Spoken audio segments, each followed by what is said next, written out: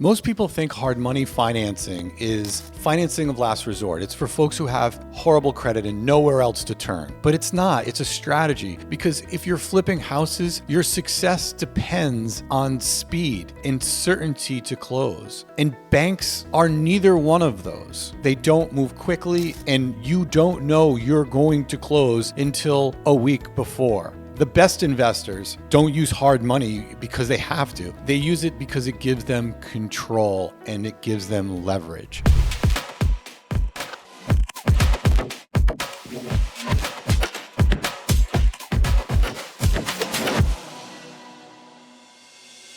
My name is Mike Chadwick, and today I'm going to talk to you about how to use hard money for fix and flips and why it's not the lending source of last resort. It's for folks who want to get serious about financing fix and flips. And it's been a tool for countless investors, folks with $100 million in real estate plus, who come to me day in and day out to fund fix and flips. So the fact of the matter is deals don't wait for bank approvals. And oftentimes hard money loans can close before a bank can even approve your loan. And that matters just simply in your ability as a flipper to transact. And that right there can prevent you from going to a bank and force you to be going to a hard money lender, because oftentimes it's, do I use my own cash? I mean, if you have enough to buy the property and to renovate it, or it's to go to a hard money lender in order to get it closed in time. And obviously the seller is looking at you and potentially others, assessing whether you can close on time as agreed. And oftentimes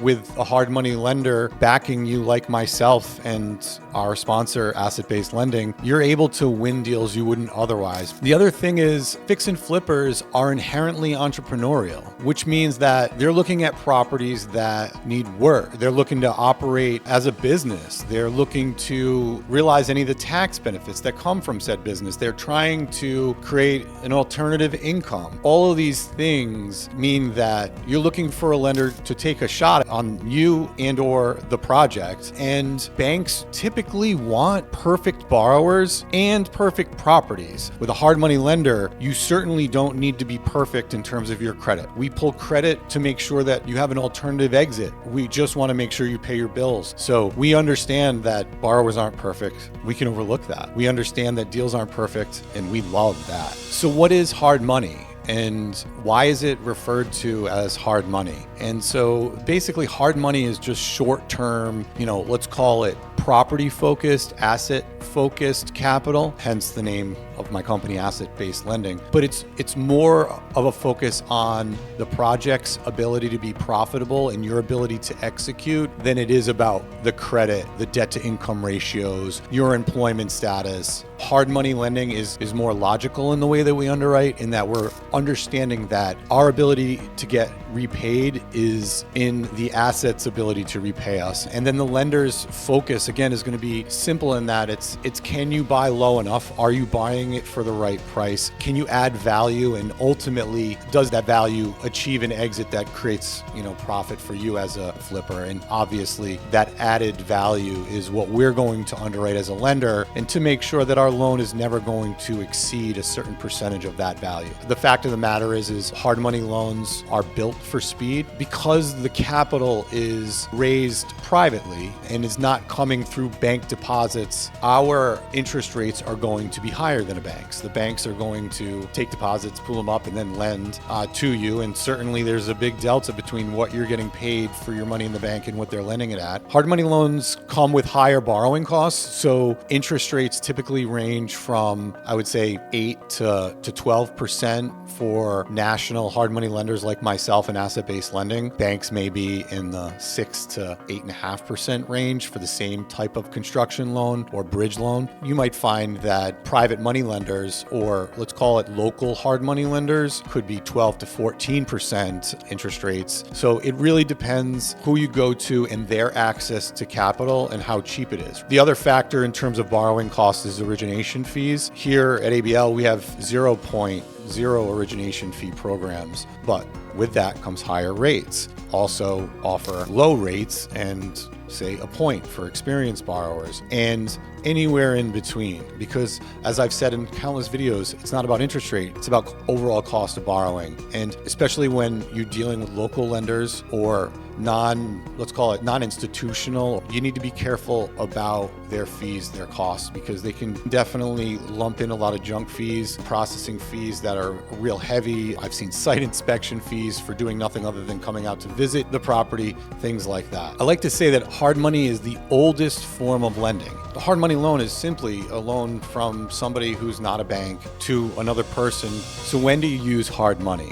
And to me, it's going to come down to a few things. It's going to come down to speed. It's going to come down to flexibility, and it's going to come down to your ability to grow. And let's talk about them. Speed. We're approving loans in a day and we're closing loans in 2 weeks. Banks simply can't even get an approval by then. If you're out looking to buy properties off market, you're looking to buy auction properties, foreclosure properties, you're looking to compete with other buyers, you're going to need hard money. And that's what we're built for, is speed. The other thing is just maybe it's flexibility. Maybe it's the fact that the property needs a ton of work and the bank just is not willing to fund it. Could be that it was a house that was on fire and it needs to be rehabbed. Those are, in our mind, opportunities for folks, for investors to make a lot of money. And we see that. Banks, maybe they don't. So how does a hard money lender like myself structure a loan? And it's simple. We're going to fund 80 to 90% of the purchase price plus 100% of construction, capped at 70% of the after repair value. What does that mean? Well, let's break it down. We're going to want to make sure as a borrower that you have a certain level of experience, and that experience means less risk for us. That means you unlock higher leverage programs, which would be putting down as low as 10% on a fix and flip, with us funding 90% of the purchase plus 100% of construction. Somebody with lower experience level might end up getting funding of, say, 85% of purchase plus 100% of construction, but have their loan capped at 65% of the after repair value, versus somebody with more experience might be capped at 70%. So the big mistakes to avoid when going to a hard money lender for a loan is not underestimating total cost, budget costs in particular. You want to make sure that you understand and add a little wiggle room to what it's going to cost to construct, especially in this day and age when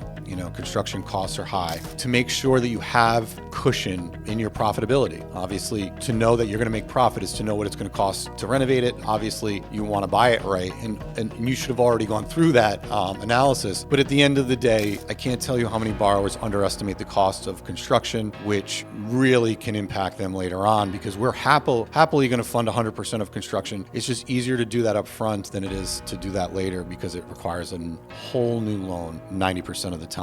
Another big thing, investors, you can't ignore your timeline. If you think there's permitting risk, or don't pretend like there might not be delays in your project. When you go to a hard money lender, know that you're going to be able to execute the strategy in 12 months at the absolute latest. Like, you want to be looking at 6 to 9 month timeframes with a 3-month cushion. And that's an important thing. Obviously, there's always things that end up creating delays. You can't project everything, but the big things that could potentially delay your projects, like permitting, make sure you know the timelines and that they fall well within a typical 12-month hard money loan term. As investors get more and more experience, they learn that hard money isn't expensive. Missing deals is expensive. And what ends up happening is you end up using hard money loans as the engine for scaling your business, not as a crutch. It's a really unique tool that has evolved so much in the last 15 years and has become so transparent and it's come out of the shadows to deliver unbelievable financing solutions for